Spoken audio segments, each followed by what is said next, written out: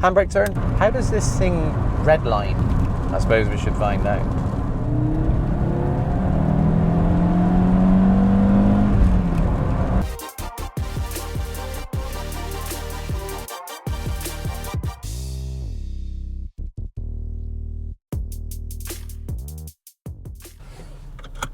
Clunk clip every trip. Welcome back, guys. Today we are going for our first ever drive on the road after a full restoration, and that drive ends up at the MOT station. And as long as it doesn't go as badly as our last MOT in the MR2. Oh, come on! We've lost all power. It should be a pretty good afternoon, and in true British fashion, it's just started hammering down with rain. Let's go and take a look. First, into second. Steering, as we know, has been set up pretty much by eye. The car seems to drive relatively straight, but at the same time that will need addressing. Into fifth, 40 miles an hour. So far so good. Let's get our blowers on. Do they work? Yes, they do. Wipers, brand new, seem to be working. Visibility seems all right, and I'm relatively relaxed about this one. I hope I'm relatively relaxed about this one, because as you know, it's been an interesting 6 months, and a lot of work has been done to the car. And in this short drive to the MOT station, I need to try and get a little bit of warmth into the brakes, to try and bed them in a little bit, because they're going to test the brakes, and if I've got no brakes, I'll fail. And they're also going to test the handbrake, so I want to get a little bit of use of that as well, because if that doesn't work, I'll fail. Hey, no ABS. I'm happy with the brakes, that's cool. I'm good with that. Fuel is showing just under half. Temperature's coming up on the gauge because I had it running for about 5, maybe 10 minutes before we set out. The clock works beautifully. It is 2 minutes to 4, and the MOT is at 4:30. And we're just trundling along at 40 miles an hour in top gear, nice and quietly with the wipers on, nothing's misting up, and for now things are going pretty well. I think we're going to stay to not major roads but not dirt track roads on our way down, just in case anything goes wrong. Now then, brakes again. Brakes pretty true, which I would expect from brand new brakes. And I've never driven one. It's quite a comfy little place to be. Down into third. Lovely. Second. Good. Brakes feel good. Oil temperature is not creeping just yet because we've not been running for long enough. Oil pressure was at a steady 5 bar, and it is slowly dropping down to about 4 bar as we warm up, as I'd expect. Battery voltage 14. Happy days. And like I say, it's a lovely, comfy little place to be. I can certainly see why the previous owner drove it to France 7 times from the UK, south of France as well. Fifth. It's nice. I'm happy. I've not passed my MOT yet, but I'm happy, and it feels nippy, it feels good. I've not lent on it yet because, well, you know, we haven't passed our MOT, we don't know how good our brakes are, how even they are, and it's very much uncharted territory.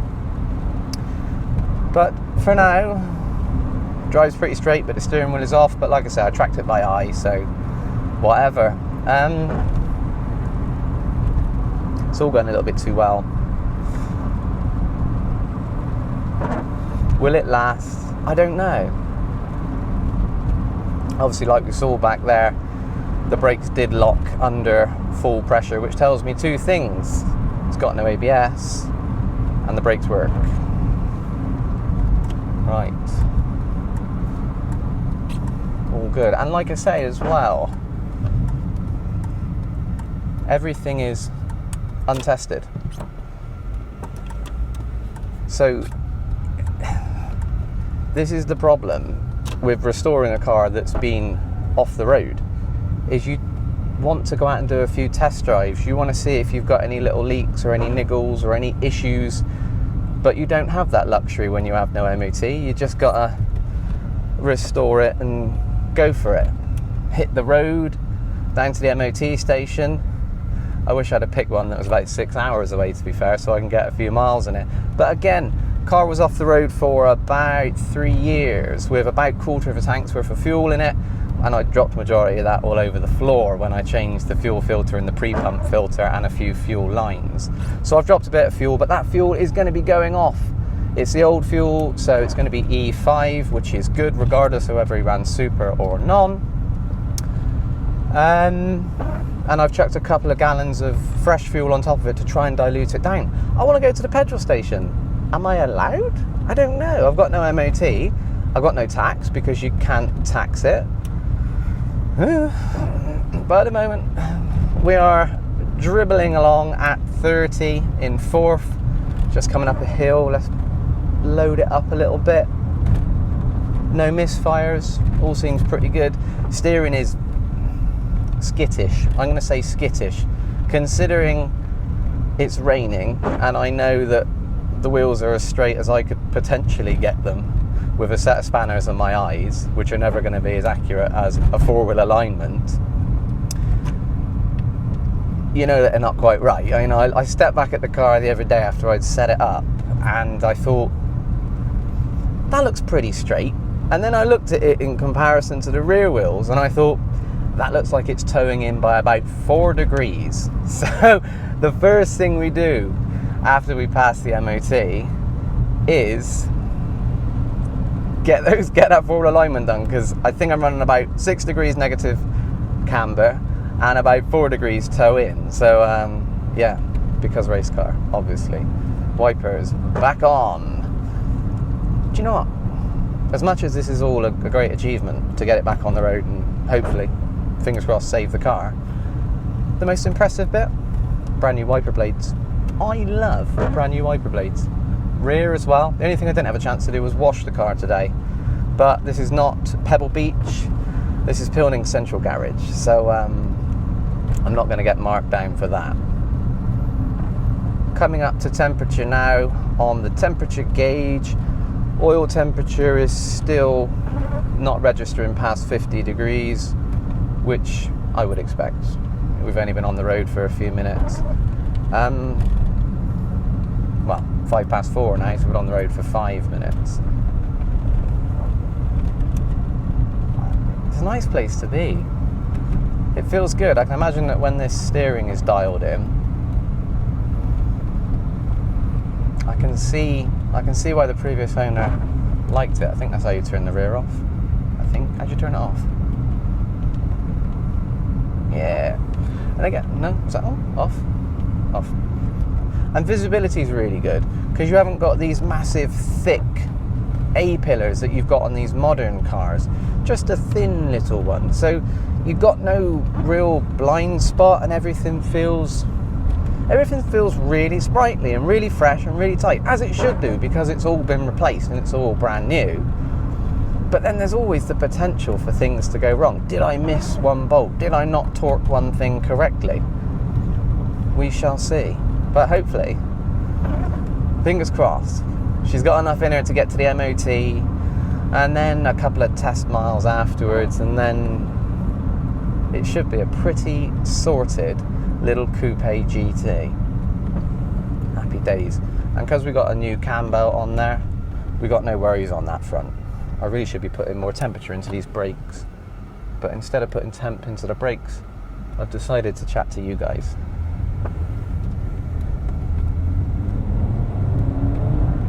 That sounds good. Yes, that does sound good, but it's not loud enough. This is the problem. There's a thrum, a deep thrum of 5-cylinder noises going on as the revs build, but it's not quite enough for my liking.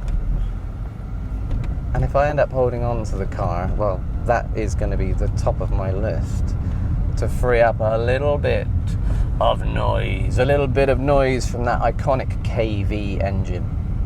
Oh look, we're heading into a 20-mile-an-hour speed limit. Guess what? They didn't have those in 1985. I wonder if they would have had them 3 years ago when the car was last on the road. Who knows? Who knows?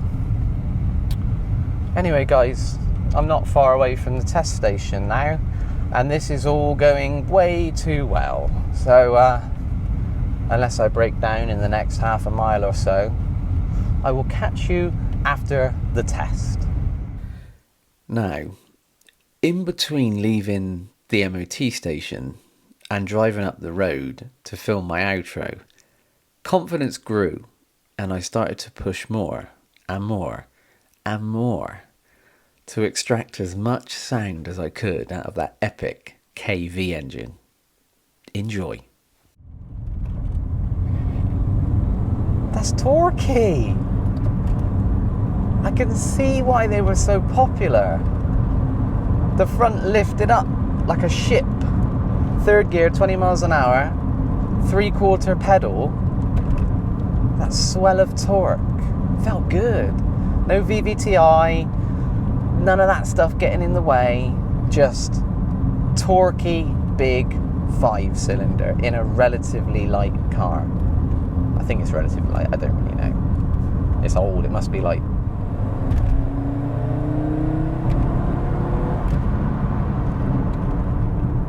Yes, it sounds great.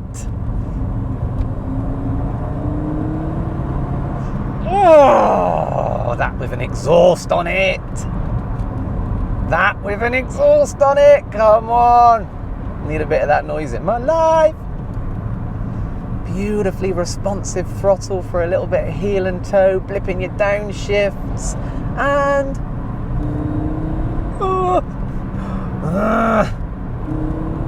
yes.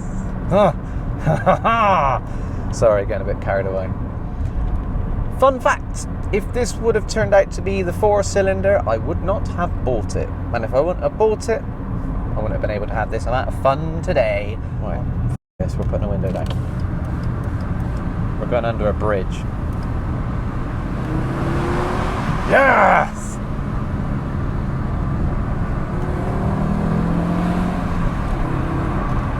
Oh! As James May would say, the fizz. The fizz. It feels like a really punchy little power plant. It really does. Lovely little power plant. Sorry, Vauxhall Agila 1.2. Sorry, Doris. I got this.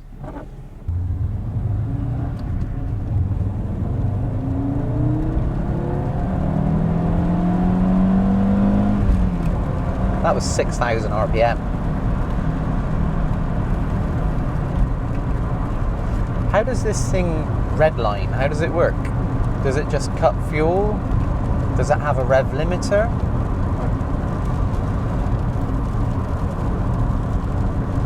I suppose we should find out. Handbrake turn? No, sorry. We passed! Happy days! And there are only a few little advisories on the sheet. One of which I was aware of, which was one of the tyres has got a little bit of cracking in the sidewalls, but I knew that wouldn't pull me up on an MOT. And the offside rear light is slightly damaged. Well, I knew about that as well, but they have to advise. Apart from that, it's set up on the ramp, it got up to temperature, the fans kicked in, it passed emissions, the brakes were great, despite the fact they're brand spanking new and they need to be bedded in. And everything was really good. Tester was very happy, and it's time to go out and put some miles on. I'm currently at Shell to put in some top quality fuel and then get on the road and just enjoy it. It's a low mileage, low owner car. It's been a pleasure to work on, and I've thoroughly enjoyed every single video that I've made for you guys to watch. It's been epic. Will I see you again with this one? Well, I don't know. It depends if I plan an epic road trip. But if I don't, thank you very much for watching. See you soon.